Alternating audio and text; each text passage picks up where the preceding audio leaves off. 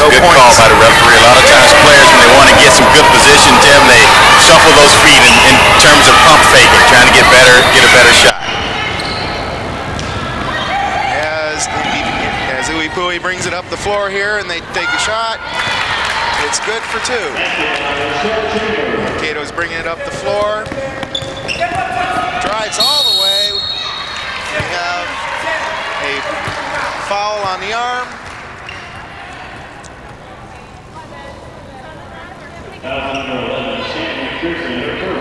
And the foul is on number 11, Shannon McPherson.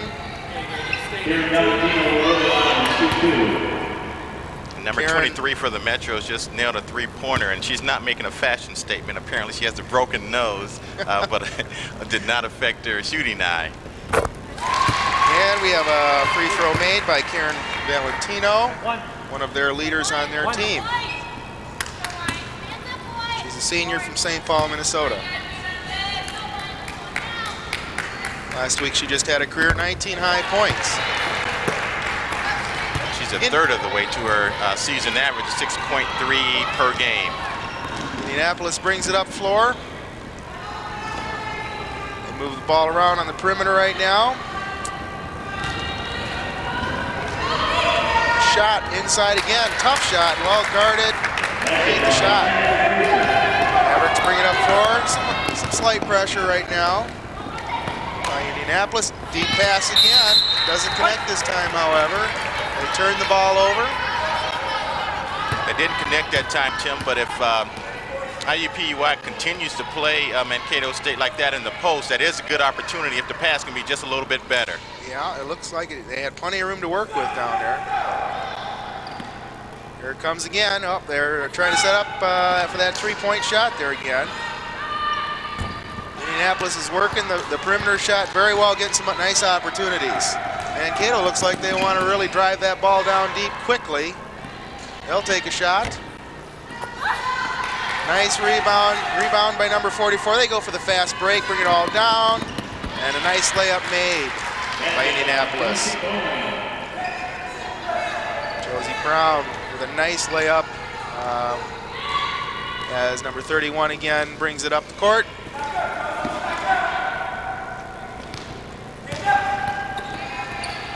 Shot by number 21, Amy Swanson. Nice basket inside. Mankato seems to be looking to move that ball inside as opposed to Indianapolis trying to move around for that outside shot. Working the perimeter. The offense that they're running, Tim, is what you call a flex. One of the toughest offenses to learn as a player, but very effective once you get players that can run the play and make intelligent moves. There it is again, the inside move again. Number 55, Linnell Anderson. Nice basket. They're going to run that inside post a lot, it looks like, today. Yeah, she's a 6'1" senior out of St. James, Minnesota, averaging 16.3 per game. So we'll be calling her number quite a bit tonight, I'm sure. Mavericks have had quite a streak lately. They're 5-0 on the year. And you can see why. Boy, they're just moving that ball as fast as they can get it up the court, and another basket made by number 23, Beth Baumgart. And this is not going to be much of a game, Tim. If the big people from Mankato State can continue to run the floor like that, I don't know how long they can keep up with it, but if the big people can run the floor, that creates a lot of offense. As you can see, great cut down the middle, and left-handed layup that time. Left-handed. By number 55, Linnell Anderson, excuse me. And again, we will be calling her number quite a bit tonight as we have a timeout for IUPUI. Yes, definitely a fast start here. Didn't take long for the Mavericks to get on track with their game plan.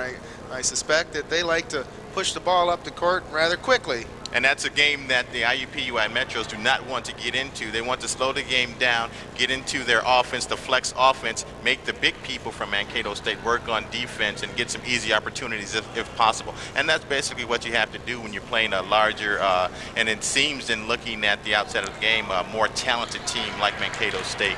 Yeah. Well, the timeout is just about ready to come to a close here. Do you think Indianapolis is changing their game plan or trying to adjust it?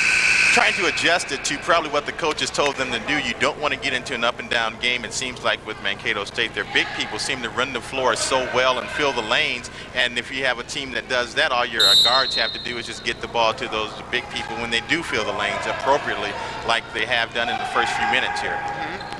Well, we'll see how Indianapolis plays defense next time down. Right now, Mankato putting on an awful lot of pressure.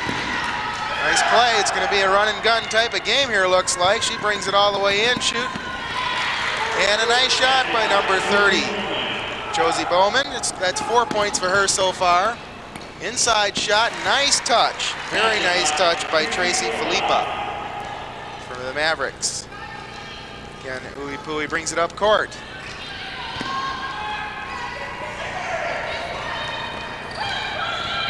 They move number the ball 11. around. 20. Excuse me, Tim. Number 11 for IUPUI is a very good ball handler. She just needs to run the offense just a little bit better, it seems, and gets people where they need to be. Nice touch. I tell you, the Mavericks look very smooth when they shoot. Very calm, very in control. Nice basket by Amy Swanson. They seem to move the ball around. Everybody's taking a fair amount of shots and not giving away who's going to shoot the ball all the time for the Mavericks. You mentioned how smooth and relaxed they look. When you're 5-0, you can be a little smooth and relaxed when you haven't lost yet. I guess. I suspect that their confidence is riding fairly high right now. They're looking to take this tournament, I'm sure. We have a foul called. A couple substitutions coming in the game for both teams. Foul on number 24. That's Kathy Murphy for Indianapolis. 25, Cami Phillips checks in, and number 45, Tracy Harder checks in for the Mavericks. Ball's out of bounds at the baseline. The ref is counting. It's a nice inside pass and shot again.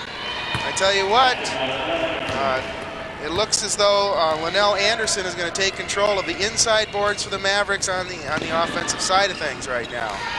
Another steal by the Mavericks. They bring it up their senior leader. She brings it up, pushes up court, and again, guess what? We got another basket by Linnell Anderson.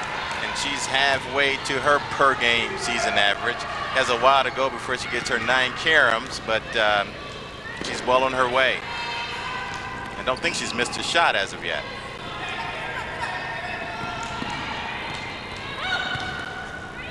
Nice inside move, and that ball belongs to the Mavericks.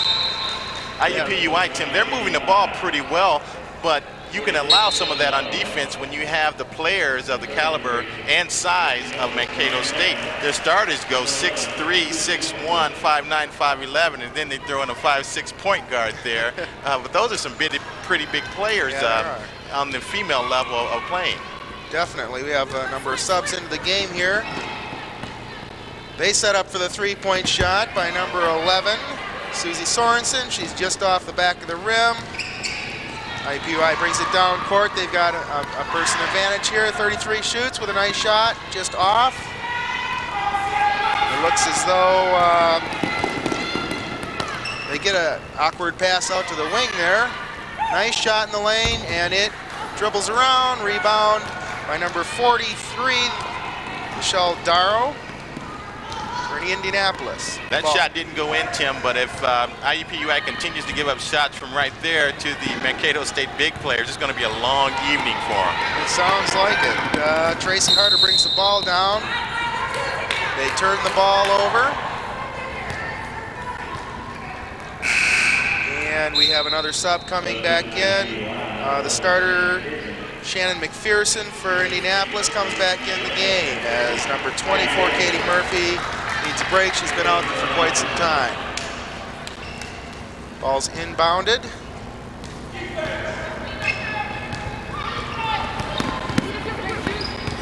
Movement starts for Indianapolis.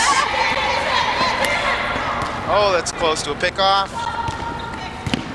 Tell you, it looks it looks as though Mankato's defense is very tenacious. And also, they've done a pretty good scouting report on the flex offense. It's a pretty basic offense if you can get to learn it. It's complex when you first see it, but if you scout it a while and if you're running in your practice enough, you can grasp it pretty well. Fouls on number 50, Heidi Taylor for Mankato. They have a sub come in for Indianapolis. Move the ball around again, looking for that inside position. Nice shot in the lane there. 43, Michelle Darrow has trouble. And they pick the ball off again, move the ball inside. This time she goes up and misses a shot. They get the ball again, bring it outside. Here's a three-pointer. Just off the front of the rim, there's a scramble underneath. And I believe we have traveling. Yes, that's a pretty good call. Wouldn't you agree, Chuck? Yeah, that'll work.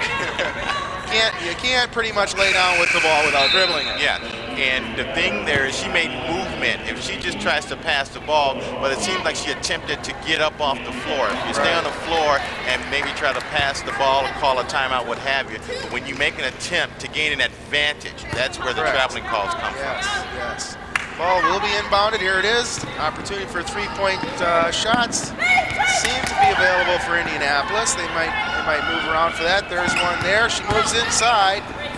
Overshot. And advantage again. I believe we have a foul. In the act of shooting, there will be a two-shot foul.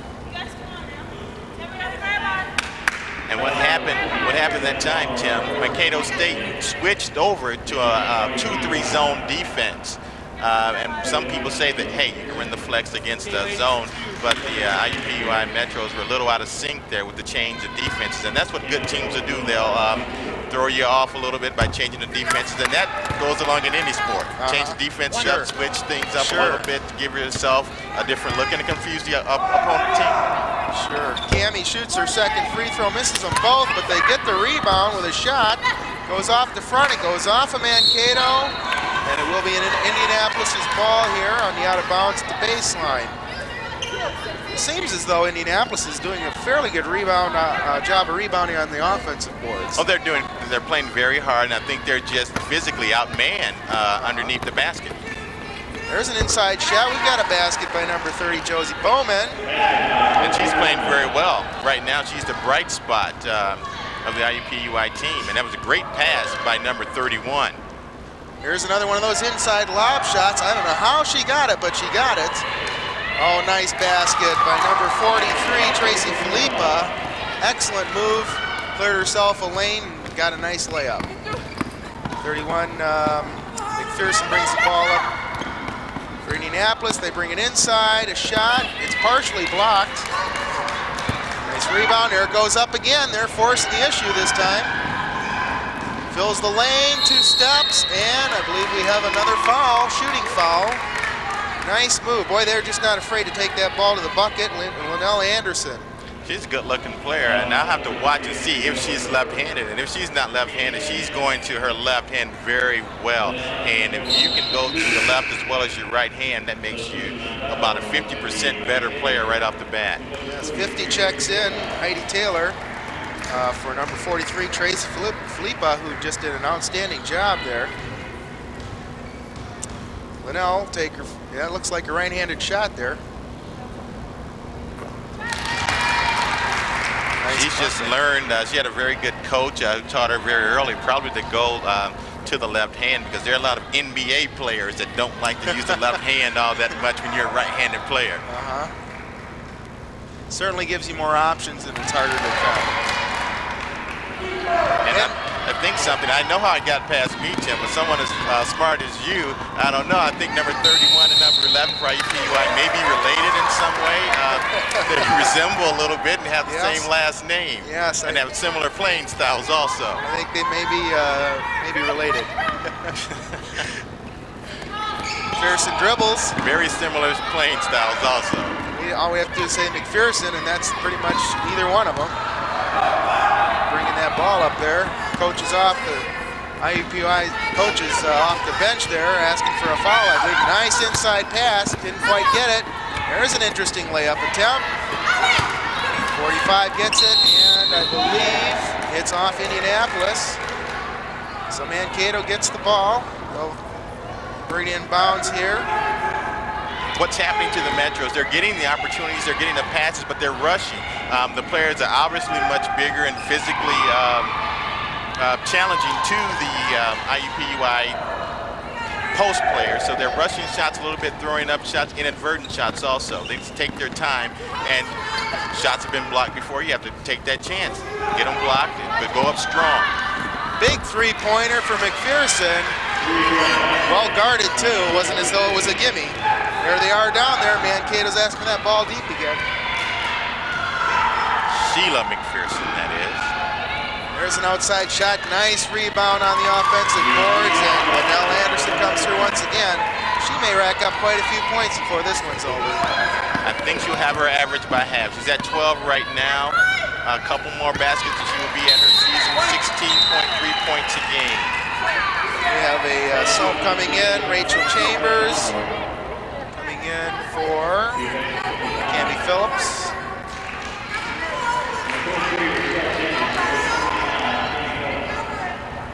They inbound the ball to the outside, and ooh, she's gonna think about it. Here it comes again. Nope, she brings it inside, pushes it out, three-pointer, and it's just off. 45. Tracy Harder gets the ball, brings it up the court, moves it to the side. Is she a guard, 45? She's playing that position.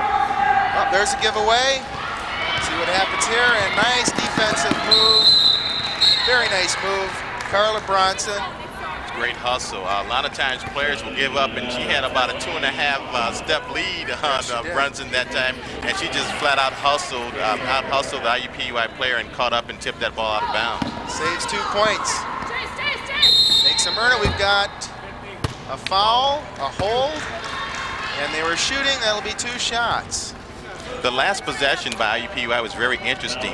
You have, if they hit the 3-point shot, they're within 8 points, and being as thoroughly outplayed as they have been, being down 8 points with close to 10 minutes being left in this first half, you can't, think that's all that bad. You have to be very encouraged if you're IUPUI. Yes, you want to go into the half under 10 points, and at least on a high note. So that's what they're looking for going in, because they're outmanned, and so far they've been outplayed.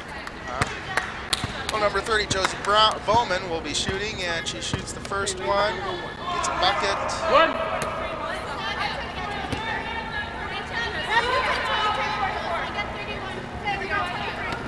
Second one is off, but they get a rebound and a bucket. Nice work by McPherson. Let's put that one up before she came down with it. Boy, you can just see Mankato asking for that ball on the inside. Nice shot. It's just off. Rebound by number 30. Bowman again. They have a little trouble bringing it up the floor, but they get it under control. You have a very interesting possession right here. A basket here makes the game very interesting. And then Mankato State has to make some adjustments. McPherson brings the ball, moves it around. Chambers is open for the 3. She shoots and hits it. Very nice play. I think they've worked that play once or twice in their careers. Mankato brings it up. There's the 3-pointer open there, and they are just off the mark, but again, good nice block. I tell you, Mankato looks like they're going to rebound on their offensive boards. Oh, nice good under. Pass. Just missed, and we got a wrestling match under there, and Mankato comes up with the ball, shoots with a foul. Boy, it's just a hard-nosed basketball underneath that bucket there. And that's kind of a heartbreaking basket right there. You had the rebound that was just taken away by the Mankato State player, and they made a good pass, and then you get a bucket and a foul, and it's kind of like a 5-point turnaround. The 2 points or 3 points that you could have gotten on the other end versus the 3 points that they're going to get right now. Amy Swanson shooting 2, or just shooting 1. She did, the bucket counted, so we have a chance for a 3-point play. It's up, it's good. Ball's inbounded to McPherson. Slight pressure, just checking. So instead of having a chance to pull within 3, you're looking at being down by 7. Actually 9 right now. Oh, a big three-point shot here. In and out. Rebound, they've got the floor. They got 3 on 2 here. Outside to the inside, and a shot. Good bucket. Number 23, Beth Baumgart. And I'll tell you, that was Linnell Anderson should get an assist for that because she ran down the lane, made the defensive player come to her. That allowed number 23 to be wide open for the easy layup that time. Great fast break, way to run the lanes. Exactly. McPherson, nice. Oh, no bucket. No bucket. Boy, that was a nice play there. Push, and it's out of bounds. Relatively a foul-free game here. Only 4 fouls on each team. Scores 19 Indianapolis, 29 for Mankato. Inside move. Oh, nice pass off the glass. Rebound comes down, and Carey's got it. An up-court pass, and Mankato has trouble handling that ball. But boy, that play was looking real good. I'll tell you what, their preseason conditioning is looking pretty good right now. They're flat out getting up and down the court right now. They are. They don't look winded either. They've been doing it for more than 10 minutes here. And that's the part of the season I dislike the most, no question about it. Nice inside bucket by number 30, Josie Bowman. She's taking a little bit of the load for the Indianapolis Metros here, at least offensively. 9 out of 21 points, playing very well. Outside shot, it's good. Beth Baumgart again. She's exceeded her season average, 6 points over her 5.5 season average. Chambers makes a drive, and I believe she's held. Not sure which number which person made the foul, but it's 21. Amy Swanson from behind. And we have a timeout in action called by Mankato State. Mankato seems to be losing a little bit of their focus here, although, I mean, they're still ahead by 10. But they came out very strong, very quick. Right now, they're maybe having a bit in cruise control. Coach may want to talk about that a little bit. Well, I was just looking, Tim, at their interesting T-shirts. 1 game, 40 minutes, and 2,400 seconds. 1 win. Great concept there. Yes. Basically saying 1 game at a time, or 1 play at a time, 1 possession at a time. Most people don't look at games or seasons through that standpoint. No, they don't. And you don't get to replay those games either. Once you play them, that's it. It's a good timeout, Tim. Also, by the way, getting back to the actual play of the game, a good timeout. Most teams don't call timeouts until you get their lead dissipates down to 1 or maybe 3 points. With a 10-point lead, I think it's a good time in the game to readjust. Look at what we're doing. How did IUPUI get back into the game? What can we do to alleviate that in the future? Exactly. Oh, we have St. Francis entering the building now, getting ready for the second portion of the tournament here tonight. St. Francis against our own IPFW Lady Dons. We might want to mention, though, not the St. Francis that we have known to come and love and hate, depending on what perspective. This is St. Francis out of Illinois. That's correct. Not the crosstown rival. Don't be surprised if they're not wearing purple. Nice basket there by number 23, Rachel Chambers. She's taken a little bit of the offensive load for Indianapolis, at least on the outside, and we've got a double dribble. Interesting call there on Tracy Filippa. Mankato. Indianapolis puts it in bounds. McPherson's got the ball. They break. Inside shot. Oh, thought she might have taken a shot. They're looking for an outside shot right now. There it is. Chambers just off the outside, number 21. Amy Swanson gets it. We got it up. And a nice layup by Karen Valentino, their senior leader. Boy, I tell you, it doesn't take long for Mankato to get that ball up there into the offensive zone at all. Yeah, and that time number 23, Chambers gotten back, but she took the shot. Sometimes the other guard or the other up person on the zone has to get back on that shot. There's an outside shot, looks good. Wow, Beth Baumgart is just on fire tonight. That's 8 points for Beth. She's shooting the ball extremely well, as you just stated.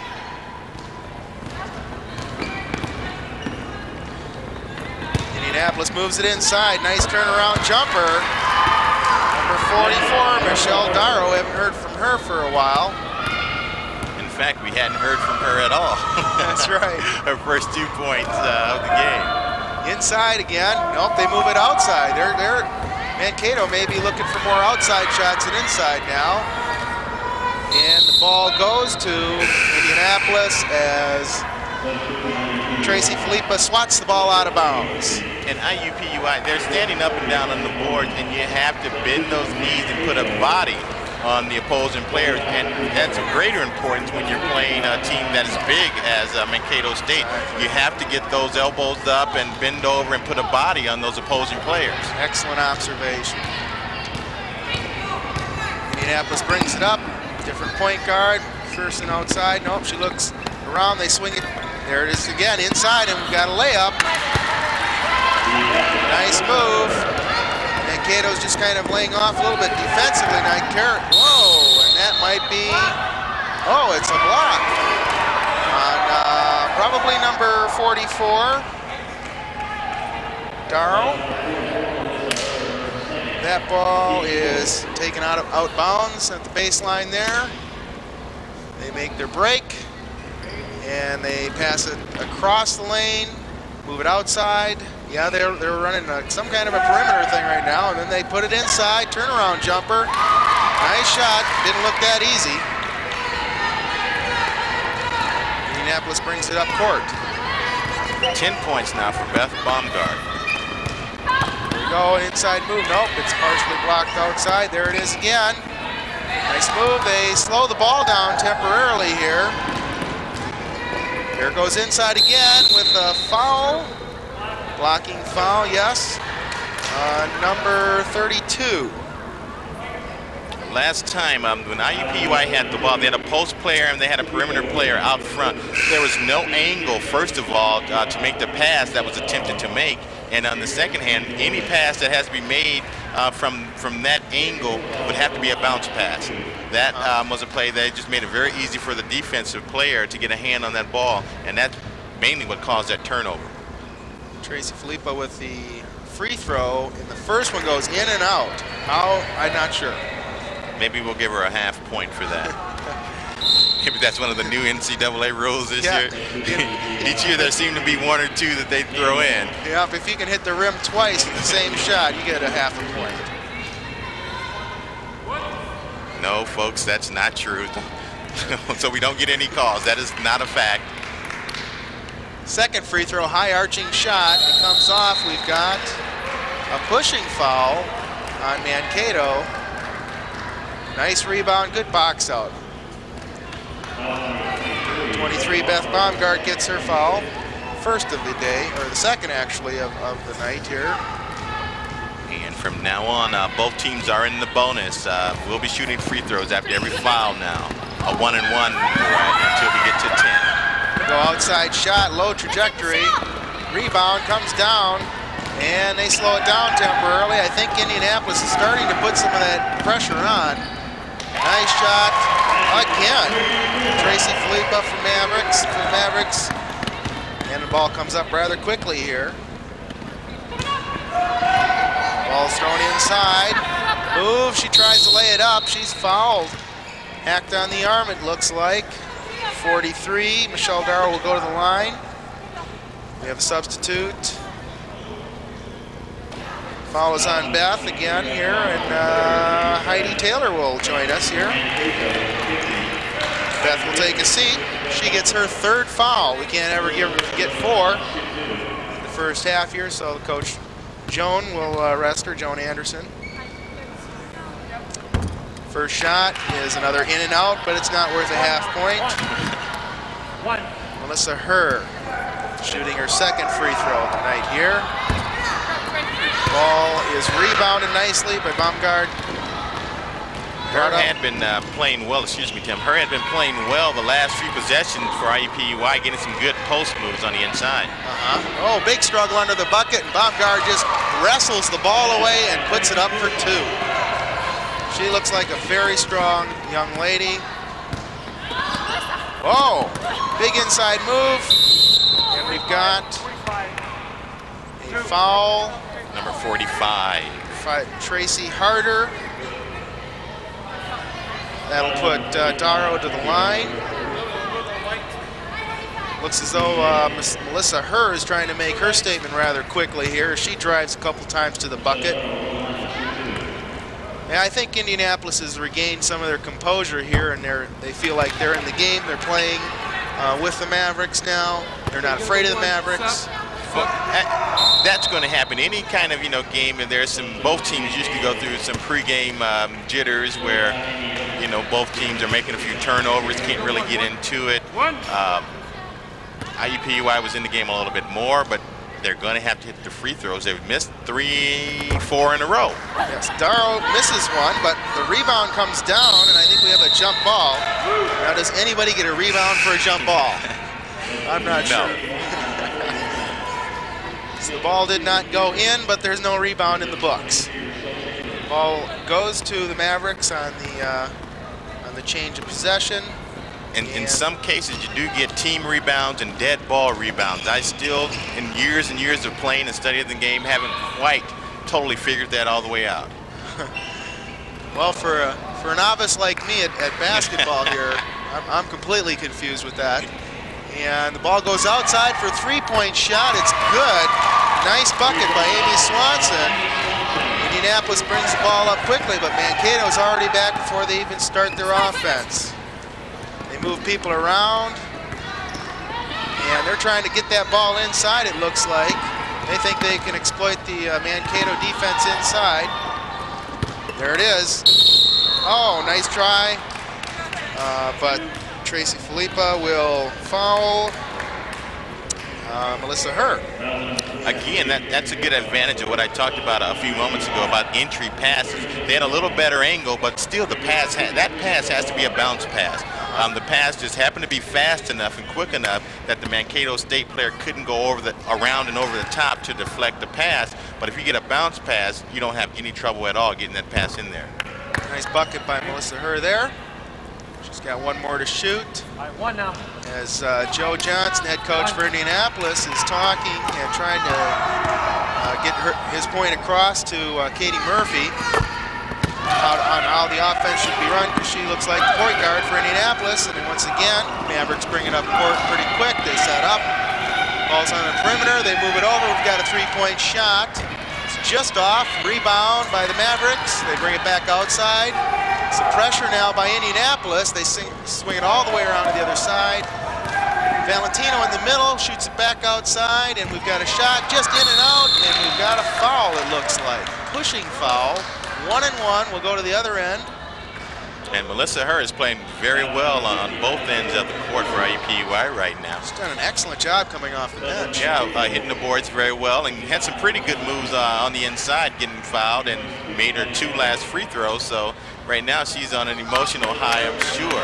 It looks that way. Hopefully she can knock down these 2 for IUPUI. They need them. They need them bad here. She's got the 1-and-1. It is good. We'll shoot the second. She's in that proverbial zone where she's, feeling it right now. 3 free throws in a row for her, and you can tell on the follow-through when players really, the shot's going in, so they kind of keep the hands up there and go with the follow-through. Yep. There's another one. She's on fire. They look like they need to get her the ball again. She's going to take control in the middle of that court and not try to deny some of that inside Maverick moving. And there it is again. She forces the charge. Nice job by her. Again, making things happen all around in all-around phases of the game for IUPUI right now. And they're down 14. And again, with 2 minutes and 35 seconds, what they want to do is go in, number 1, under 10 points, and also on a positive level. Definitely. Moving the ball around the outside again, looking for a perimeter shot, maybe throw it inside. There it goes inside, back outside. Inside and outside. And we shoot inside. Rebound. A good shot that time, just missed it right now. I think Herr is a little tired right now. And we've got a foul by number 24, Katie Murphy. She's not sure about that herself, but the ref seems to think she caught her on the arm, and so we'll go to the 1-on-1, I believe. And number 31, is that, yes, 31. Sheila McPherson, or 31, is that, yeah, the number there? For yeah. Mavericks? Amy Swanson, I do believe. No, Valentino, excuse me. Yes. Excuse me, couldn't make the number, yeah, couldn't make the number out from my angle. Very good point guard, has been running this team, and the reason those players have been getting all those easy shots is because she's been getting the ball in positions where they can handle it and not have to dribble, just go in and make the shots. And that's what a good point guard has to do. Kind of like a setter in volleyball. Right, right. Trying to make all this stuff relate. So I can understand that, see. Point guard, setter. Point guard, setter. I get it. I got the correlation there. Indianapolis turns the ball over. They zigged when they thought they were going to zag. And looks like Valentino will take a breather here. She's just a very good free throw shooter here. In her previous game, she shot 10 from 11 from the line, and she's doing very well tonight. And that's good at any level in anybody's book. We've got another foul here on Indianapolis, another hack on the arm. Foul is on number 31, Sheila McPherson. We've got number 11, Susie Sorensen, checking in for the first time tonight. And this is number 21 at the line. I got it right this time. Number 21, Amy Swanson at the line. 2s and 3s sometimes look a little bit alike. Well, they can, especially from our angle here. We can't see. Yeah, and if you're bent over, I'm trying to make excuses for myself here. All the starters for Mankato State just having whales of games here. Boy, I guess they're just playing really good team basketball. Swanson shooting for her 11-point, and she has it. 10 for Baumgart. Only 4 points for Valentino, but a number of assists. Oh, we have the ball, and she's looking for somebody to pass to. She's having some trouble, but McPherson gets it. They're looking to put that ball inside, and not a great pass right there. 2 Mankato players there to get it. They drive it up the floor rather quickly. She shoots, and it's rebounded. Her gets the ball, gives it to McPherson. They come back up. They're not quite as quick, and they turn the ball over. We've got a 3-on-2 potentially right here. Nice play, nice turnover. A big steal by McPherson. She drives. And again. Stolen. And almost stolen again. Yes, they just, boy, it's just incredible here. It's just going back and forth. We got a lot of turnovers, very quick. Both teams are trying to gain an advantage with quickness, and the defenses are winning. Hectic pace for about 30 seconds there. No change or influx on the scoreboard, but a lot of action. We got a nice inside pass, another inside pass. Oh, good block. She dribbles, she shoots, she scores. Linnell Anderson, haven't heard from her for a while. And she would not be denied on that play there. She got the ball blocked, but stayed with it, as any good player is going to do. And we've got a foul on number 43, Tracy Filippa. Her makes it look good. I'm not sure if she was accurate, if she really got pushed to the ground. But she got the call going her way. She'll be shooting a 1-and-1. She's been watching a lot of recently retired Bill Lambier flops. Liz Hayes checks in for the Mavericks. As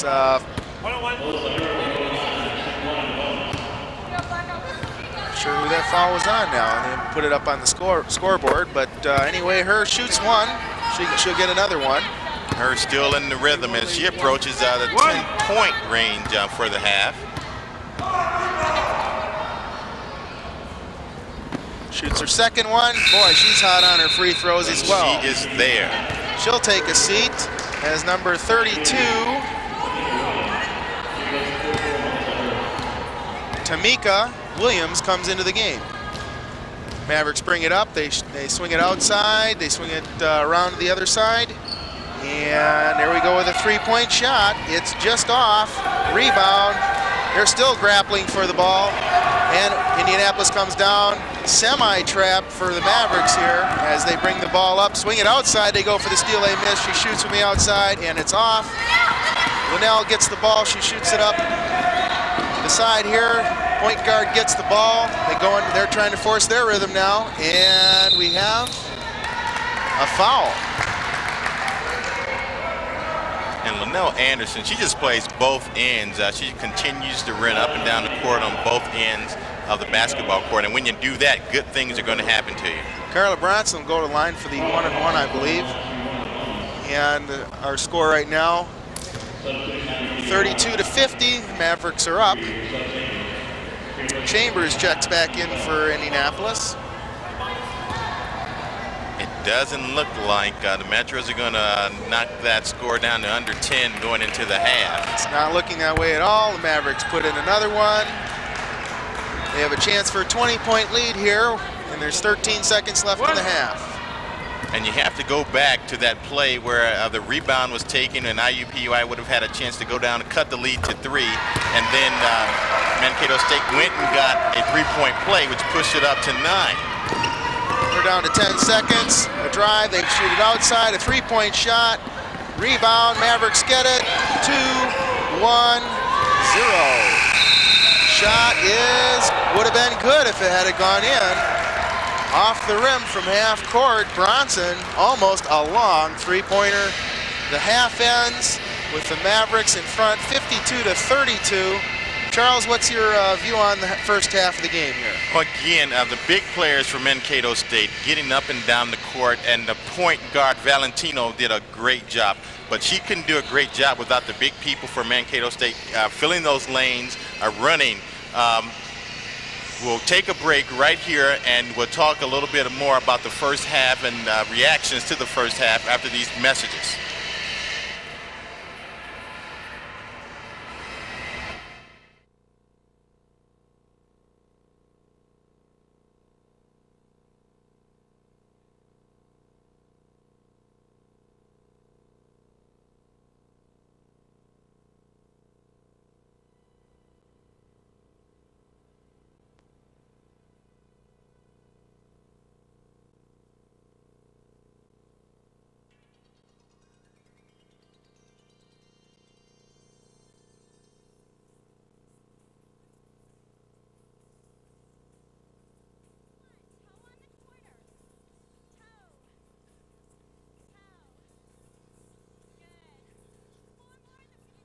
To the front. This is 4.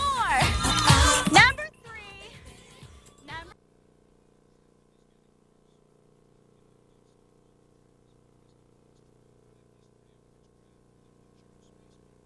With statistics, that's how. And how can you find out about statistics?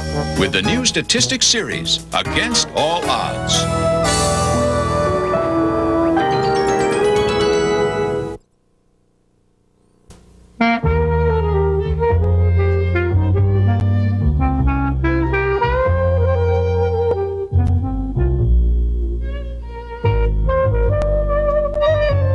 Turn to find help for an elderly person you love. Call the Elder Care Locator at 1-800-677-1116.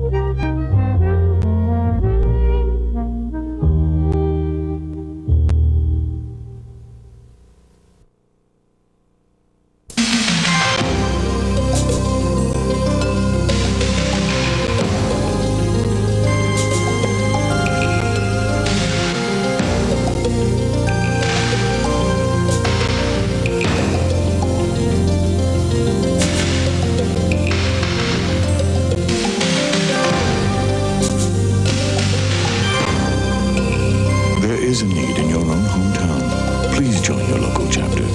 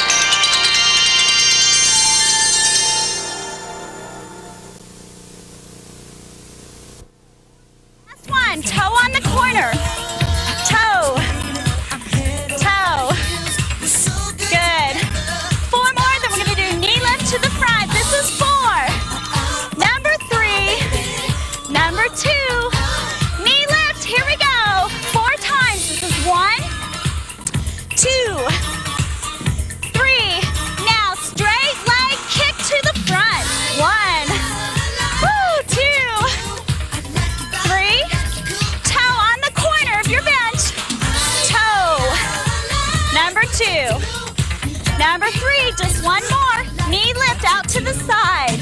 Knee. Knee.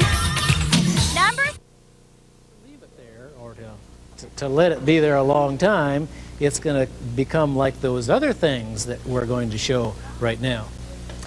Okay, you remember, we cooled down 2 things. A racquetball, and what I'm going to do is to pull that out, and, well, I guess I'll throw it behind me here. Here comes the racquetball, and I'm going to handle it with my gloves. Now, you've seen me bounce them in here before, and I'm going to bounce it against this wall. If it bounces back to you, don't catch it because you don't have any gloves on.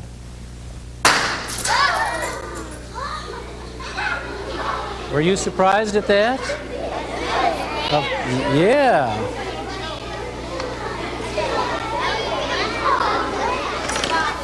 Okay.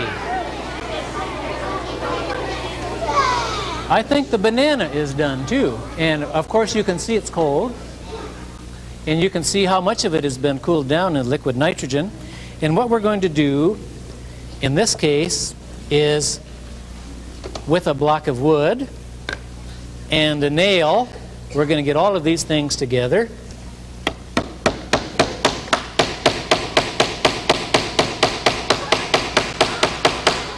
Whoa!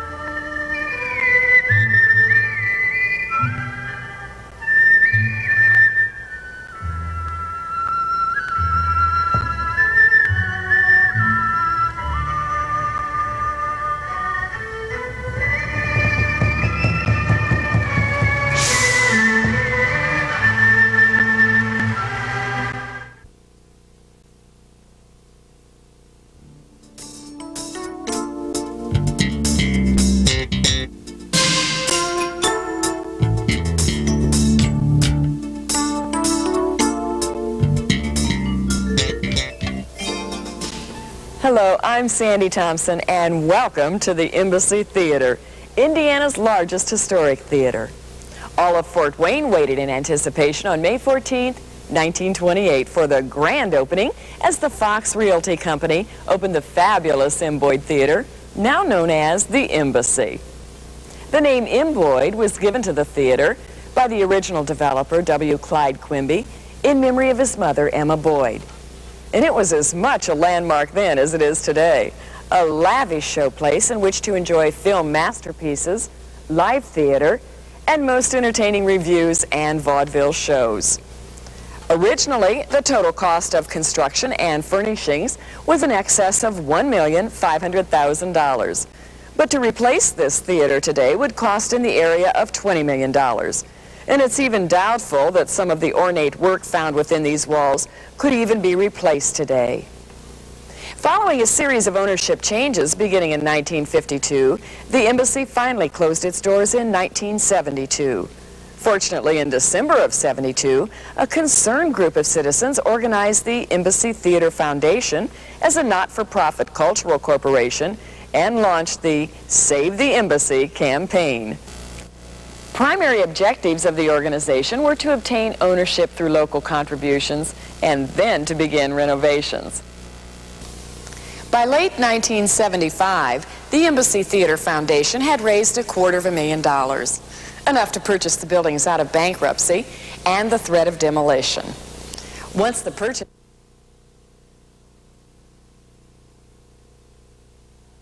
at IPFW often find ways to make national headlines through their writings and research. This year, it was a recent IPFW graduate who made her name by representing Indiana in this year's Miss America competition. 1992 Miss Indiana, Shelley Yoder, happily gave an interview to College Update. Eric Larson reports.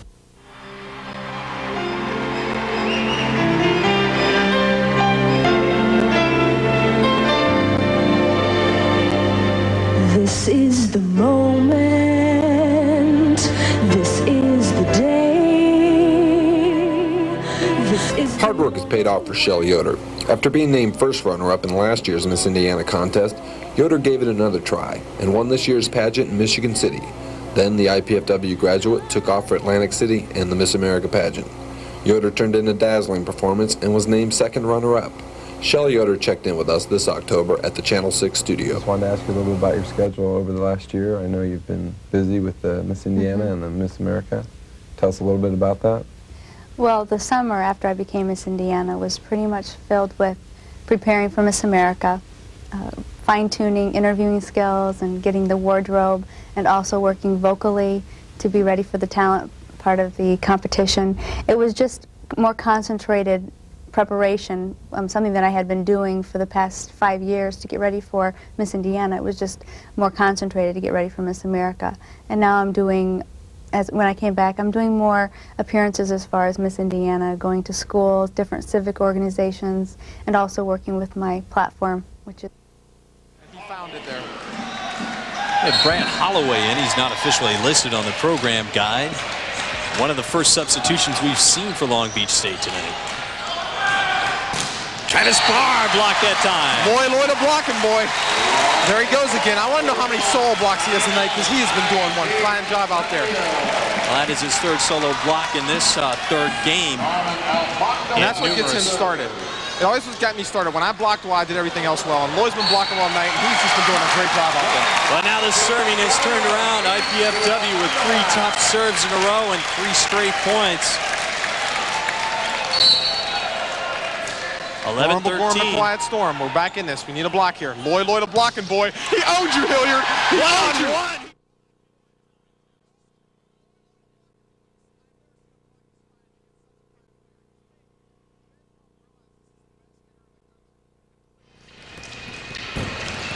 Welcome back to the Hilliard Gates Sports Center here at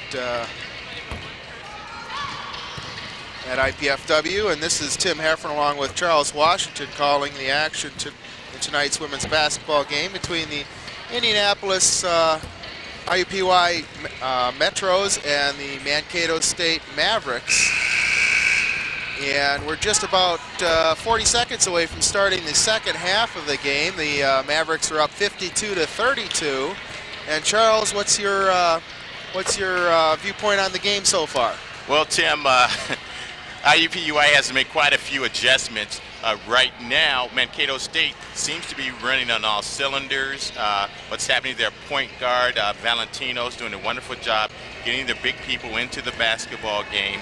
And there, again, that crucial point in the first half, when the score was about 25-20 or so, with IUPUI having a chance to get the basketball, and then the ball was stolen by Mankato State. IUPUI took the ball, scored, got a three-point play, which pushed it from 5 points to 8 points, as opposed to having a chance to cutting the game down to 3 points. So that's a big turnaround there. Yeah, it is. And ever since from that point on, we progressed to this 20-point lead now that the Mankato State team possesses.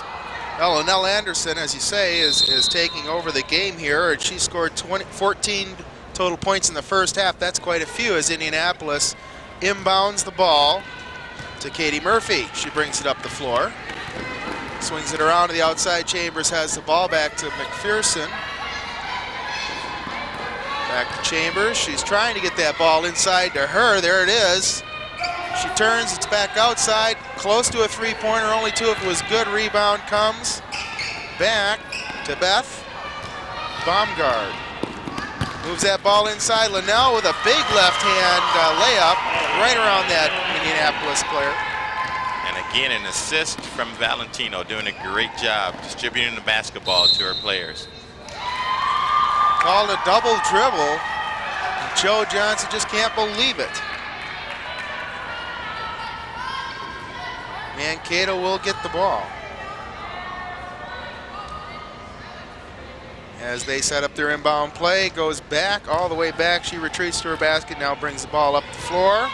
Valentino, senior leader for Mankato, in control of this offense. They swing it around the outside. It looks as though, and there it is again, her with a great move to get that charge. Charge is on Amy Swanson. She's done that twice tonight. She's pretty good with it. Kind of looks like there's a lane open, and then there's not. She's been one of the few bright spots tonight for this IUPUI basketball team. As Indianapolis moves the ball around, fake pass, she drives the lane, and it's good. Nice move, very nice move by Josie Bowman. And that was the other bright spot for the IUPUI Metros. Mankato now brings the ball up, and they swing the ball inside. There it goes, and the shot, rebound. Nice rebound. They bring it up. They're trying to bring up the pace here. Again, Bowman. She shoots. It's short. Rebound by number 23, Beth Baumgard. There's a trap going on, but no, they get the ball out to Valentino. She drives. She shoots it outside for a three-pointer. Takes her time. It's good. Nice shot by Swanson, as she had quite a few points in the first half. Also 10, I believe. She's having a nice game tonight. Make it 13. Ball swung around on the outside. They're trying to move that ball inside, but there's a three-pointer shot, long one, NBA range. Rebound, and I think we're going to get a foul. I'm not sure if that was an acting job or what, but foul on number 21, Amy Swanson. That's her second. We've got a sub, number 45, Tracy Harder, in for Swanson. Ball's taken on the out of bounds. Murphy, McPherson trips. Three-pointer by McPherson. Rebound, 23, Baumgard. She moves it up. They lose control. Ball's inbounded, and they slow. No, they're pressing the attack here also. Indianapolis fakes a three-pointer, moves it inside. Another nice pass inside, and it's hacked. She'd had an easy bucket if she hadn't been. That's a good pass. Great interior post-to-post passing that time from Bowman to her. Felipa out of the game, number 50 in for Heidi Taylor, and also number 33, Misty Norris. We'll see some action here tonight. And Mankato State getting more liberal with the substitution, probably realizing that they're going to have a basketball game tomorrow about 7:30. Yes. So not using all of their players. Number 21, Swanson had to come out because of the 3 fouls, though. Smart coaching there by Joan. We've got a free throw, and it's good. Her with another basket. There's a player deep. Nobody was covering her. Valentina was open, but they didn't get the ball to her. She brings the ball up herself, and they go into their offense. Break to the middle. There it is. Easy bucket underneath. Very nice job by Tracy Harder. The ball's brought up, and Murphy is setting the offense. Close to a steal, close to a walk. Might have been double dribble. That's what I was thinking too, and we've got a steal. Valentino has the ball. She drives up. She's open. She goes all the way, lays it up, misses the layup. Murphy brings it back the other way, and she's dribbling. Careful that Valentino's behind her. Swings it outside, looking for an inside pass. It's not there. There's an inside pass, but a steal. And Valentino brings it up again. And a long pass, inside pass, and I think that might be a foul and a half. And Chambers may have been hit in the nose. Yes, it looks like she was grabbing her face mask, pull it off quite quick. Might have been some pain there. Linnell Anderson got her. That's her second foul. As it's out of bounds, Murphy will inbound it to Chambers. Apparently Chambers is okay. No pressure by the Mavericks. They're willing to see what the Indianapolis has to offer here this half. They move the ball, and then we're looking at 5 seconds, and a shot from the outside by Murphy. It's rebounded. 2 Mankato players come down with the ball, and Valentino brings it up. Inside pass to Linnell, and she dribbles it out of bounds. We have Shannon, I believe Susie Sorensen coming in the game here for Beth Baumgart. And also, Jamea Lawrence will come in the game for Murphy. Her first minutes of the game. And right now, Tim, it's a time of the game where if IUPUI is going to make a run, they have to do it right now. Only 2 of the game starters in the game for Mankato State, though they beat Valentino and Anderson, but they have to make a run right now. Nice bucket by Chambers. Valentino brings the ball up. She's in no hurry.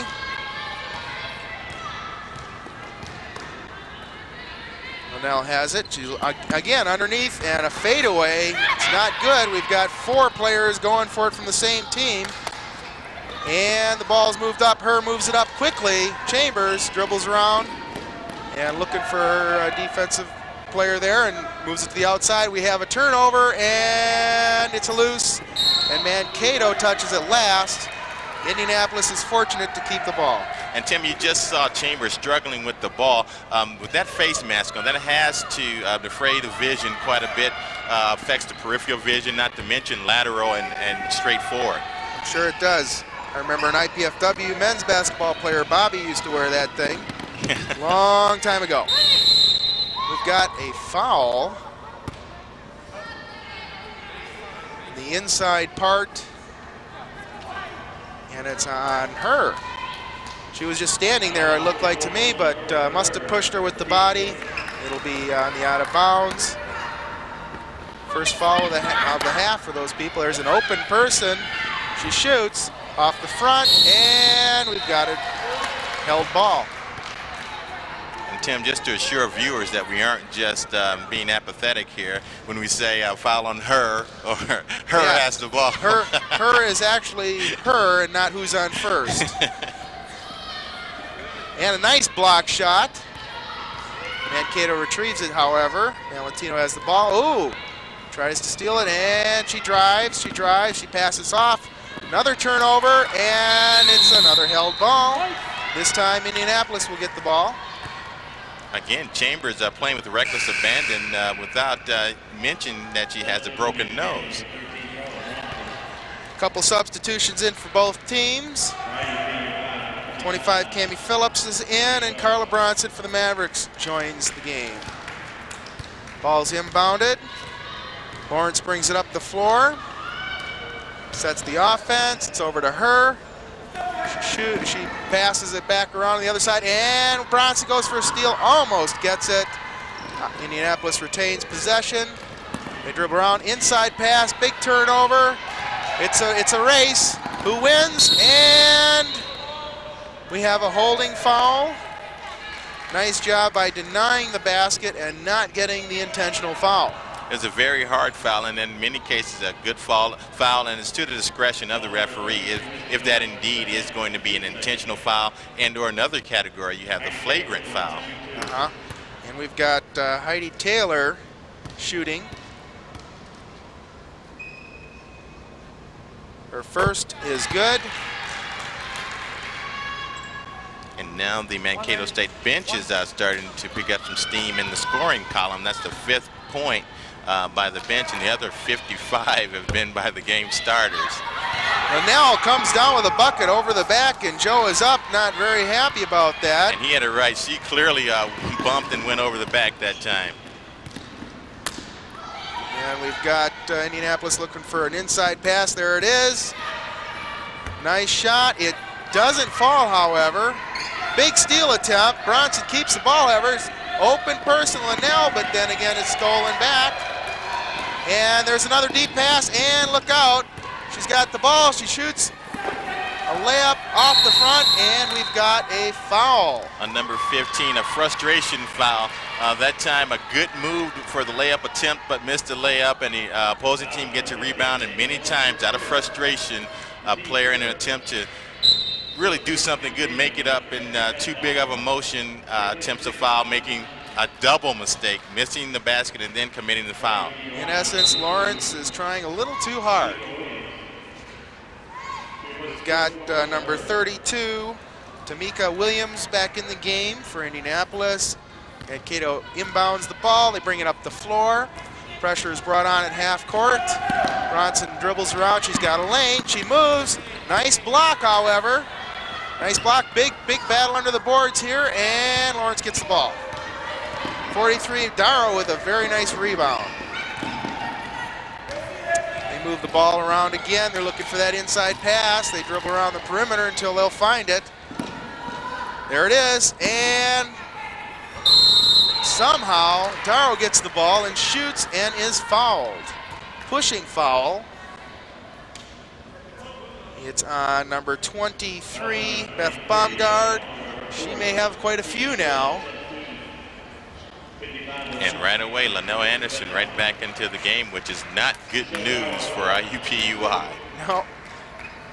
Maybe good news for the team tomorrow night. See if we can get some of that steam out of her. Boy, she's just nonstop. I tell you, the Mankato players seem to be endless, have endless energy, never running out of gas. They just want to run, run, and run. And against a smaller, less physical team like IUPUI, that is the death of them. Yes, Darrow makes both. Darrow makes both free throws. We have substitution. Lawrence out, Murphy in. Mavericks bring the ball up. Bronson brings the ball up for the Mavericks, and we're off and running again. They're looking for that inside pass to Linnell. Ball is lost a little bit here. Bronson gets it back. She's looking for that pass. There it is again, and oh boy. We've got another foul by Phelps. And looking at their offense, they're now running the flex. As I stated at the outset of the game, many teams do run the flex. It's a very general offense, and a lot of teams use it, but you have to use it with intelligence. Inside bucket for Linnell Anderson. Once again, she makes a good move to get in a passable position. We've got a timeout by Indianapolis. They're down 22 points at this point.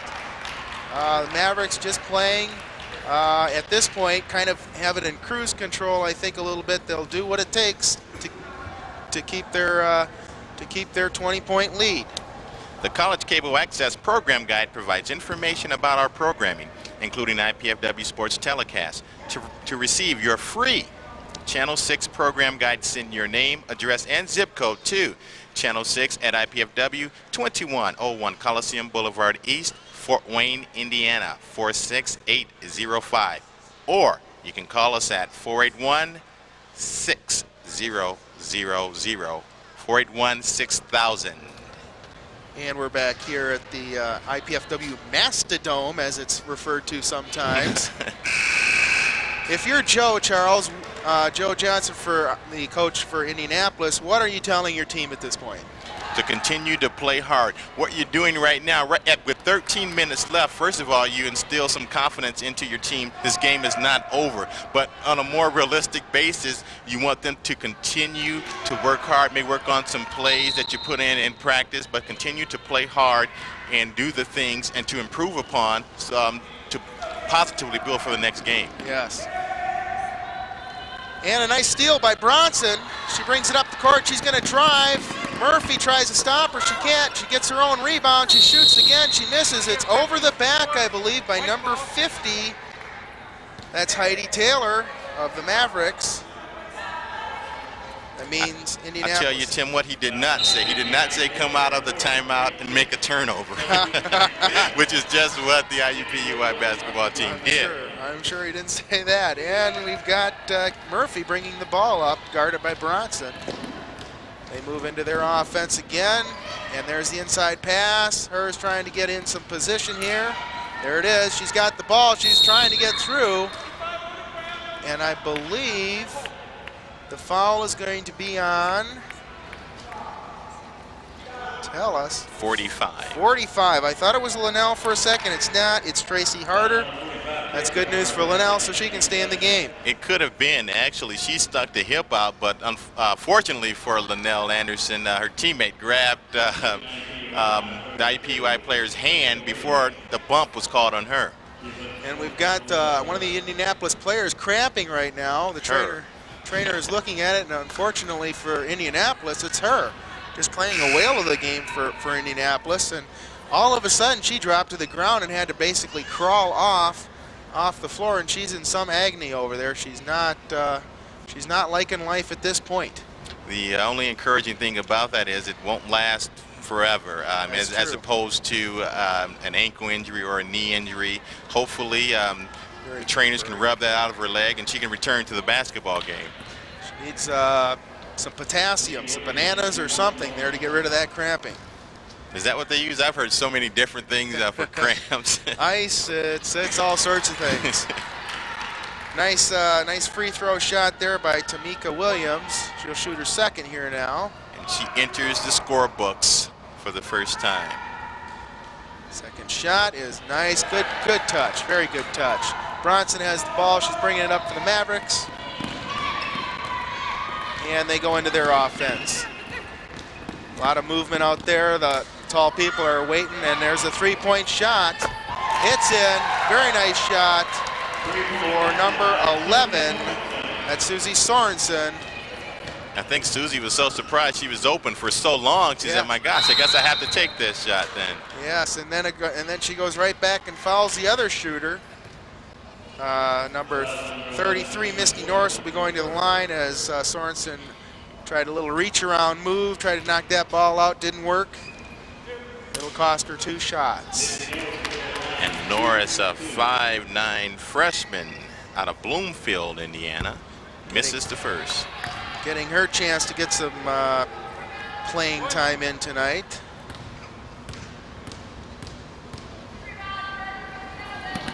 You can see her kind of working the Achilles tendon over there on the wall, and she will probably be back tonight. It looks she's not in quite as much pain as she was earlier. As Bronson brings the ball, she fills the lane, and we got a shot and a nice bucket by number 54, Liz Hayes. Haven't called her name yet tonight. She's doubled her scoring average tonight. She's coming in at 1 point per game, and now she has 2 on the evening. 100% improvement. You gotta like that. Shot outside, it misses. Nice save, but the Mavericks pick the ball up. Sorensen's got the ball. She has some trouble. Double dribble. It'll cost the Mavericks in a turnover, as Indianapolis is starting to put a little more pressure on in the backcourt here, trying to force some turnovers, doing what they can. And if you're a coach, that's encouraging. Looking for your players to not quit, to continue to play hard, and to key on any positives that they can and multiply those, hopefully. Freshman's got the ball. She gives it off, and they recover. Murphy's got it. Dribbles around, trying to get that ball on the inside. Couldn't quite come up with it. And again, 2 turnovers in about 2 seconds. Bronson has the ball for the Mavericks. Long pass, shot, it's good. Nice play. Tracy Harder with a couple more points for herself there in the Mavericks. And Bronson looks like a pretty good point guard, the heir apparent to Valentino, who's going to be exiting after this being her senior year. Certainly looks that way as Indianapolis gets a nice rebound, puts 2 more points on the board for them, and Mankato comes up with a layup. They miss. Big rebound by the freshman. She dribbles. Murphy has it. Big 3-point shot coming up. Oh, they need that. 54 gets a rebound, and we've got a pushing foul. Number 25, Cammie Phelps will take the foul. The referee that time called the second foul. Actually, Phelps bumped the Mankato State player first, but then if there is no, I guess, harm in this case, but if you don't call the foul, you have to call the travel on the second bump, because the Mankato State player did travel with the basketball, which forced the referee to at least call the foul. And we've got some full court pressure now put on by Indianapolis. Bronson goes right around it. I would say that's the heir apparent point guard. Nice pass inside, nice shot. It just doesn't fall for her. As they get the ball, Chambers gets it to McPherson. Great pass that time by Bronson. Very nice play. They move it around on the outside again, looking for that inside pass. There it is. Darrow goes up, she's stripped, but not cleanly apparently. Not sure who that's on. Linnell Anderson will take a foul, and that's her third apparently for the game. Substitution, number 43, Tracy Philippa, comes in as Anderson's holding a towel to her mouth as she exits there. And this is the game. Anytime you have that arc out there, the 3-point line, with 10 minutes to go, being down 24 points, you're not totally out of the game. You have to make your move right now, but you're not totally out of it. That's correct. We've got the first part of the one-on-one. Does not fall for Darrow, and Cato gets the rebound. Bronson has the ball. Big pass inside, shot. It's good. 43, Trace Filippo, just entered the game, gets it. McPherson brings the ball up. Another good pass by Bronson that time. They work around. Oh, it's close to another turnover. She drives to the baseline. Bad pass. It's stolen. Bronson brings the ball up, and wide open under the basket again is another Maverick player. Sorensen, 2 more points. Boy, I tell you, if you don't make your basket on that one end, you're going to pay, because they're gonna fire it down there as fast as they can. And what happened on the previous possession was a missed free throw, which IUPUI has to take advantage of with the clock being stopped. You have to get those points. We've got a pushing foul on Mankato apparently, Liz Hayes. As Darrow goes to the line, it's a 1-and-1, I believe. As Darrow had very good position that time, and the Mankato State player had really no other choice other than giving up an easy basket than going over it and back, which is not a bad move, because a missed free throw. That's right. Exactly. They keep 2 points off the board, get the rebound after the free throw, move it up the side, and there's another nice inside pass. Boy, they have their offense running. Just running, Tracy Philippa. 2 more points. McPherson brings the ball up as we've got a 30-point game at this point. Nice shot, just doesn't seem to fall for Indianapolis. And again, the big people running the lane very well. Look at that. And she's fouled by McPherson. I tell you what, she ran faster than the smaller Indianapolis team and got the ball, drove. It looked like an easy pass, Tim, and I want to explain something. What the point guard, Bronson, did a great job. She could have given that basketball up very early, but what you don't want to do when you have big people, you want to give them the ball so that they don't have to put the basketball on the floor. Give them the basketball, they get their 2 steps, and they have the layup. So she held the ball up for about 2 extra dribbles to give her player a chance to get into scoring position. And then you distribute the ball to the big player, 2 steps, boom, you have a layup. Great play, great thinking play that time by Bronson. And she probably has more assists now than the starter Valentino. Excellent, excellent point, Charles, because a novice like me would not know that, and I would give that ball up as soon as I could. It cost my team, I guess. Well, I'm probably from experience, people giving me the basketball in positions that I had no business getting the basketball in. I can speak from experience there. Well, we have a 45-77 game right now, 8:43 left in it. The timeout is over. The Mavericks seem to be on their game. The ball is not dropping for Indianapolis. Just doesn't seem to be their night here.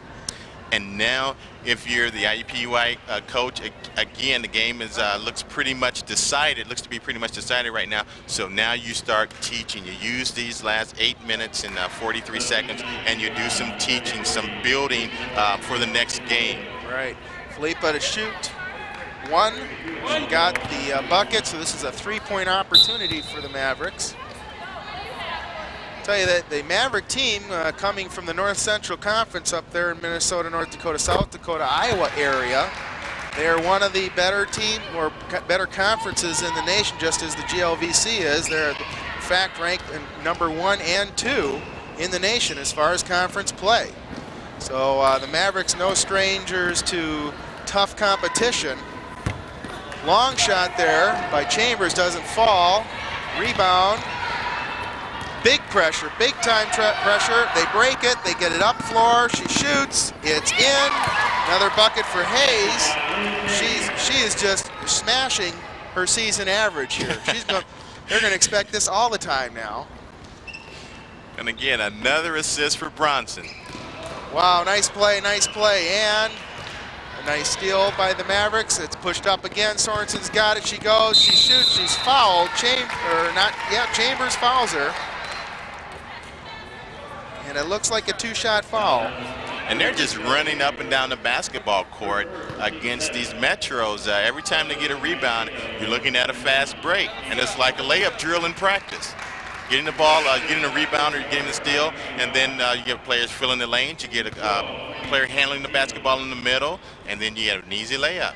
You have options, go left or go right, or you take the ball in yourself. Every play it seems to be that way for Mankato State. A couple of substitutions right now, getting some new people into the game here for Indianapolis as Sorensen shoots her 2 shots. First one's good. Number 12, Wendy Dieterlein, I guess is how you say that. She gets her first opportunity to play. The second one's a miss. We've got a rebound by the freshman as Sorensen for Mankato fouls the freshman, number 33, Missy Norris. It'll be a 1-and-1. We've got another substitution in. Number 35 comes in for Sorensen. Number 35 is Amy Yost as she sees her first opportunity of the game, I believe. And I don't know if Valentino is hurt or not on the Mankato State bench, but it's surprising for her not to have seen action since she has. That's correct. We haven't seen her for some time here as Darrow grabs the loose ball, puts it in for a layup as we got full court pressure again. Bronson doesn't seem to be fazed by it at all as she drives with the ball and travels, I believe. It's unfortunate because she seems to be feeling her oats here, and another one who seems to be in the zone. She did very good until she made the travel. What you do as a point guard, you push the issue until you are stopped by the defense, and once you are stopped, and then you make your decision to go left or go right. We've got a loose ball that's picked up by the Mavericks as we've got a trap going on. Bronson gets the ball. She's got to go around 2 defenders as she gets a nice screen here, and they're moving that ball up. There's 20 seconds left on the clock here. We've got another traveling violation by the Mavericks. The time clock, or the 30-second clock, doesn't seem to be quite an issue tonight, does it, Charles? No, when you have a player or a team like Mankato State getting up and down the court and getting layups in about 5 or 6 seconds, no, 30 seconds is not a factor, Tim. And we've got a basket that's good and a foul. Number 30 will be shooting. Josie Bowman Haven't been calling her name for quite some time. As 50, Tracy Harder comes back in for Hayes, who is a real happy camper, I imagine, tonight. 4 points tonight, quadrupling her season average of 1 point per game.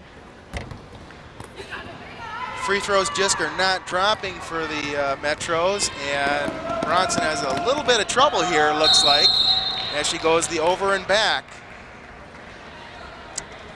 So 3 turnovers, 3 ball control turnovers for the Mavericks here lately. Joan doesn't seem to be too concerned about that, as they have quite a lead at this point, more than 30 points. Driving, nice pass underneath the bucket with a foul called. Very nice play, Bowman with a pretty much of a layup almost. Well, it was a great anticipated move. It's a call, looks like a part of their offense, a called play as part of their offense. You dribble left and then you make the cut. Then off the dribble, great pass to a cutting Bowman, who, as you stated, has been quiet this second half. But then again, the whole IUPUI team has been pretty quiet, having scored 19 points in the half. And they find themselves behind by 30 points. Linnell Anderson checks in for the Mavericks, which might spell doom for Indianapolis. More bad news, right? Yes. We've got the free throw. It bounces around, it drops in, and Mavericks bring it out as Valentino has got the ball again. She almost lost her pivot foot, but didn't. Joe Johnson seems to think she did. And there's an inside pass that goes off of the Mavericks. They can't believe it as Indianapolis gets the ball. Darrow to inbound the ball to number 15, Lawrence. Haven't seen her for a few minutes, and she makes her way back into the game here.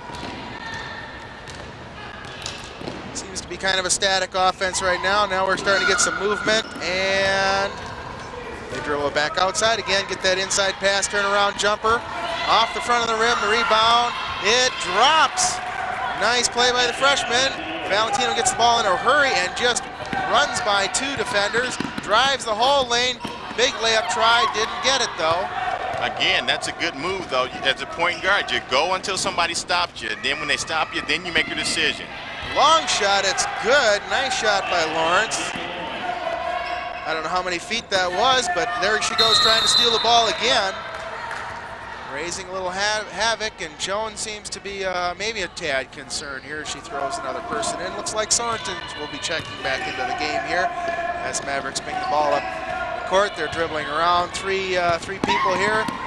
Outside pass, and they get it back. Oh, big steal here by Lawrence.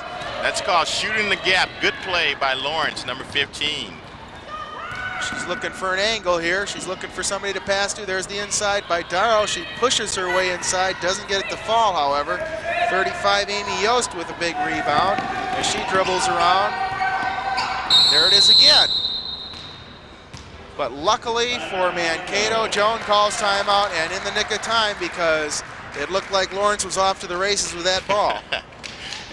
And Tim, is there such thing as a minor cramp or a major cramp? Apparently, what we thought would have been a minor situation for her, number 44, apparently she may not return to this basketball game with 5:20 left in the basketball game and your team down about 25 points. I guess there's no reason to risk further injury with the cramp. That's true. Save her for tomorrow. There will always be another day. There will always be another day to compete. As the Mavericks hold a commanding lead here, although lately, I think Indianapolis, because of the pressure they've been putting on, the Maverick point guards have caused a couple turnovers and have gotten extra points out of that. Yeah, they've cut the lead down from 30 to 25, which is, you know, it's progress. That is progress as we have a look at her right there.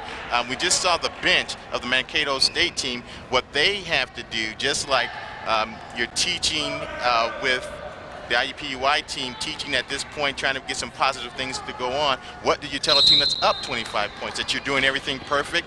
You still have to do some teaching in that situation also to make sure that this game does not get out of hand and they stop doing the things that got them that lead. three-pointer by Sorensen. Case in point. Nice shot. They listen. They listen, and their coach does not want them to lose the grip of death on the other team. No mercy is the rule, and it's just off the front rim. Loose ball. Nice play. Mavericks bring it out. Valentino drives 3-on-1 to get it out. Linnell Anderson blocking foul by Darrow. She takes a heavy block. That's a great setup that time by Valentino. She caught the ball here on the left side of the basketball court, caught it, dribbled it very quickly to the middle of the court. She had two people, one left and one right, set the person up to the right and then pass back left. Great play that time. Anderson to the line here as she shoots her first one. It's a lane violation by number 12. And coaches do not like lane violations. Number 12 complaining that she held the ball too much or something like that. Well, she does have a kind of an unorthodox way of holding the ball, and she has a double hitch. As you watch her this time as she sets up for her free throws, which can confuse some people on the line in terms of stepping into the lane too quick. Hold it up, then one hitch, and then another hitch there. Interesting style. Makes both of them. It works. Yeah. Hey, if the ball bounces off your head and goes in, then that's a good thing. Well, that could have been traveling. It wasn't. And Darrow has it. Goes back outside. There's a three-point shot. Long range off the front of the rim. Loose ball. Picked up by the Mavericks. Sorensen's surrounded by three people. Gets the ball to Valentino. She seems to run right around two people. No problem. Shoots it to the outside. Drive on the baseline. Thinks twice about the shot. It's a loose ball. Indianapolis takes it. She moves around right around Valentino. Nice pass, too. Couldn't get the shot to go. Darrow gets the rebound. Shot there. It's 2 points. A lot of work for 2 points there. Valentino takes the ball up. And it's Lawrence. Looks like she's going to be a good ball player. Certainly does. The Mankato team looks like they've got a very nice team, a lot of young talent. Outside shot by Anderson doesn't fall for him. Ball up the side there. Back over the middle, we got a 2-on-1 that was kind of a traveling violation. It wasn't called, I would imagine. And a loose ball. It goes to the Mavericks as Darrow just ran right over Valentino. I don't know if they have this in volleyball, Tim, but we're getting to the point in this basketball game that's called the proverbial garbage time. Yes. And sometimes the referees let a little travels or maybe a foul here or there go, but still keeping control of the basketball game. Nice outside shot. It's good for number 23, Beth Baumgarter. Ball is brought up by Lawrence. Let's move to the outside. Back to the inside, a shot. It doesn't fall. Rebound, gets her own rebound, shoots again, doesn't get it. Darrow gets it. It's blocked, but not cleanly. As Beth Baumgart will take a foul for the Mavericks. One thing about this IUPUI basketball team, they've been clearly outmanned and in some points outplayed in this basketball game, but to their credit, they have not quit in this basketball game. Darrow and Lawrence and Bowman have just gave it their all tonight. A lot of subs here for the Mavericks.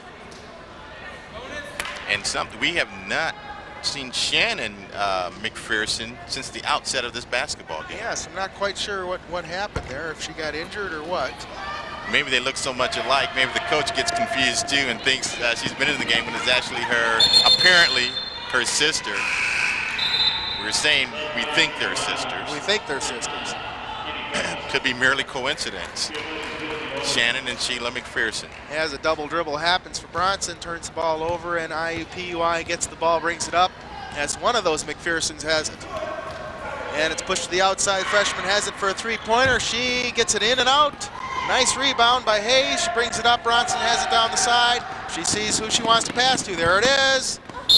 And she's hacked big time by two players. Could go either way. I'm not sure who it's on, but she'll get 2 shots for her efforts. And I tell you what, Bronson and Valentino know who to get the ball to.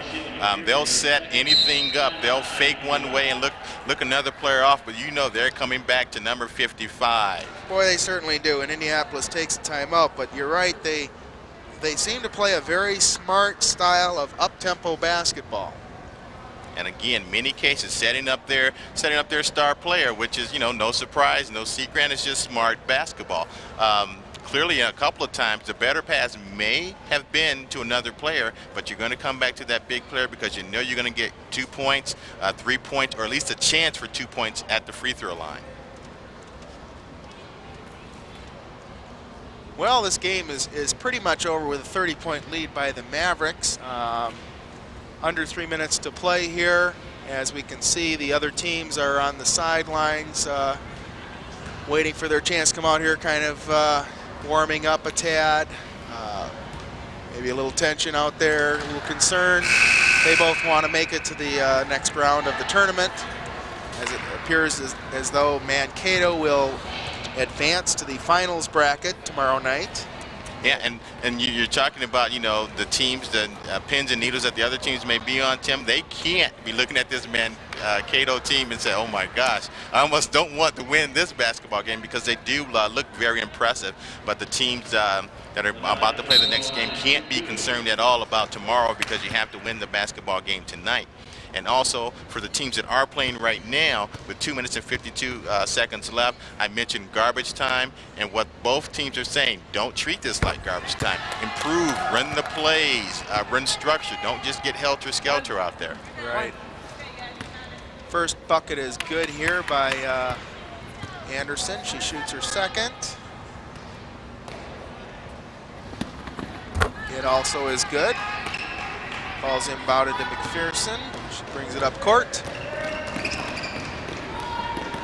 Drives a little bit. Inside pass, Darrow with a shot. It goes off the rim and in. Bronson brings the ball up the court. Zigs and zags a little bit. Looks for somebody to pass to. Hayes gets the ball. She throws it inside Anderson. She shoots. It's rejected. Big block by Darrow. Ball goes to Bronson. She's fouled, I think, before she probably got a shot off by number 33, Norris. It's a 1-and-1. Both teams have 7 fouls. So we're in the bonus situation, but we're not into that 10 foul range yet.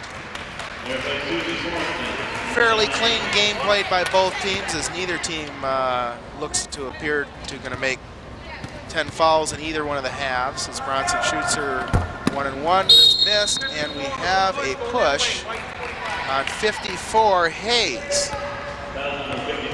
So we will go to the 1-and-1 on the other side of the court. And we've probably seen the last of Linnell Anderson. I don't think that 30-point lead is too much going to be in jeopardy, where you have to bring Anderson back into the basketball game. Exactly. As both the coaches down there on the Mankato side seem to be yucking it up a bit, having a good time. But if you're a coach, you too much, you can't celebrate a win, because you're right back to the drawing board. And in this case, just about 24 hours, you're going to be right back into the heat of things, and probably facing a team that you haven't had a chance to scout. What you do, you scout all 3 teams, because you know the team, the first team that you're going to play. Then you have to scout both teams, because you don't know who's going to win the second game. Exactly. And whoever they play is going to have won the game, so they're going to be feeling their oats also. So you're going to see 2 teams tomorrow night in the finals that both think they should be winning the game.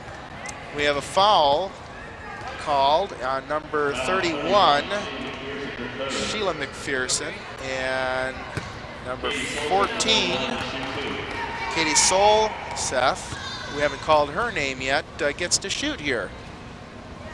And it goes around and doesn't fall. And I can tell you, whoever this Mankato State team does play, they're going to have their hands full. Yes. Hopefully it'll be the Lady Dons. That's what we're hoping for here. It's off the side.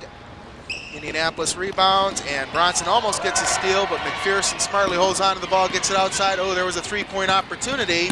Ball's inside. How she got a shot up, I'm not sure. Bronson gets it.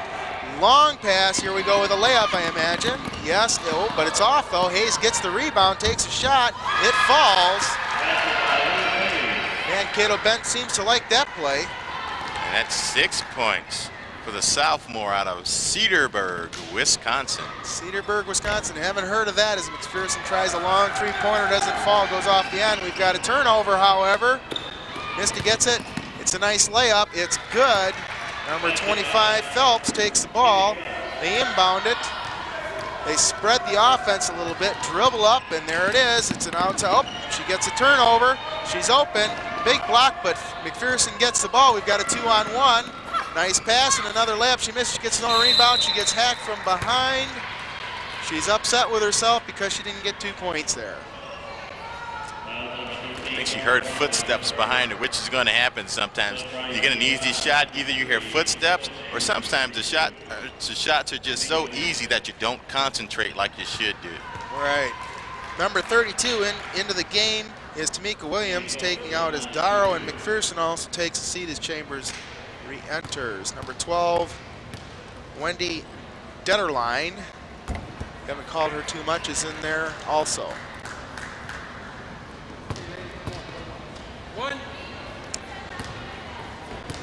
Phelps with an attempt to... Off the front, she gets her own rebound, shoots and misses off the glass, and we've got a foul, it looks like. Again, that frustration foul. When you miss a shot that you know you should have made, and then it comes out and the other team gets to rebound, and you just try to get it all back at one time. That'll cost Indianapolis, as we're down to about a minute left in this game.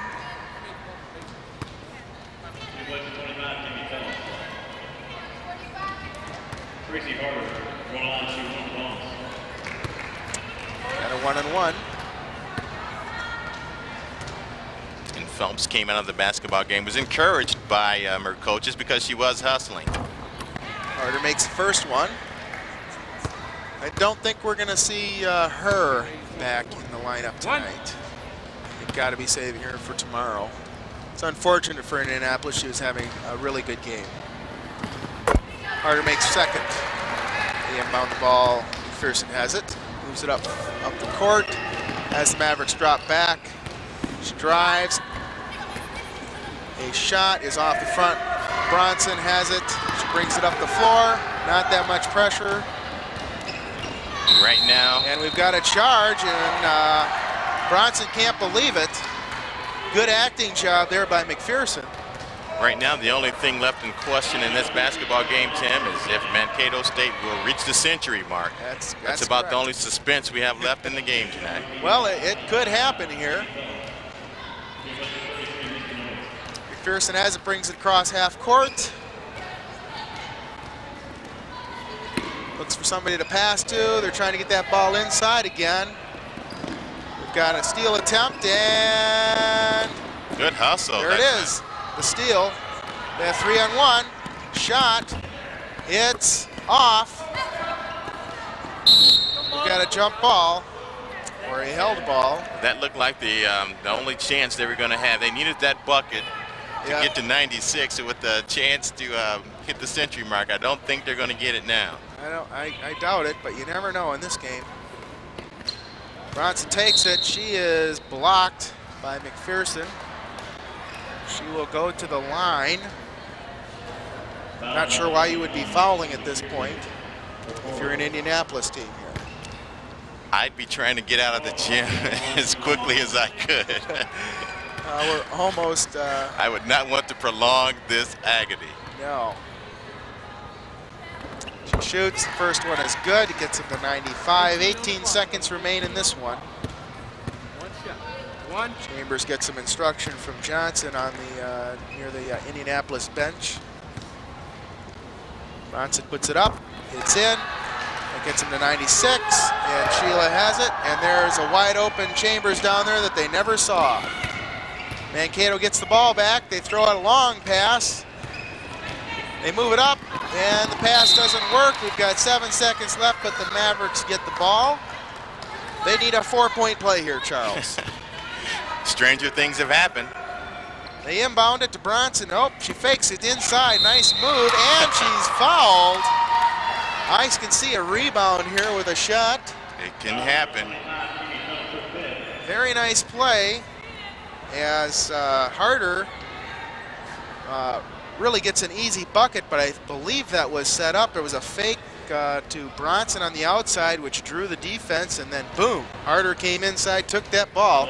They've gotten a few very easy baskets off inbounds passes tonight, Tim, which is just a breakdown in the defense for IUPUI. You can't give up easy baskets off of your inbounds pass. Starting to get more fans here now as IPFW is about ready to take the court. And there's the shot. It's good. It gets him to 99 with 5 seconds left. And that should about do it for the game. That last basket would have been good if it had gone to decrease that margin just a little bit. Final score 99-65.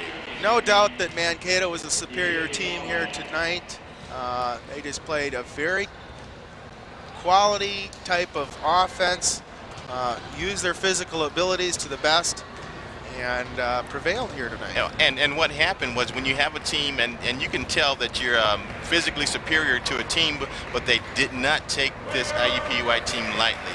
They continued to run their plays, worked hard on both ends of the basketball court, which is a tribute to this Mankato State basketball team, because a lot of time teams, they get a big lead and they stop playing, they stop hustling. But throughout this basketball game, they played very good, hard basketball. Exactly. You have to respect the other team, even though you may be physically better, and if you don't, you're going to have a war on your hands. And Mankato just kept the pressure coming because they obviously felt that the other team could take it away from them if they didn't keep the pressure on.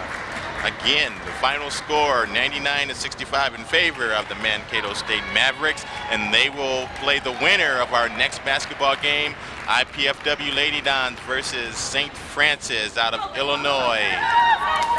And the loser, of course, will play IUPUI at 5:30 on tomorrow.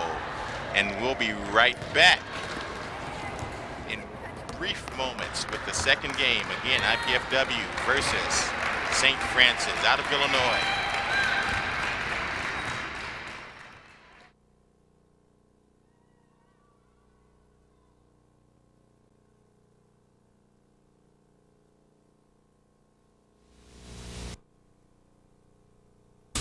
Mental illness.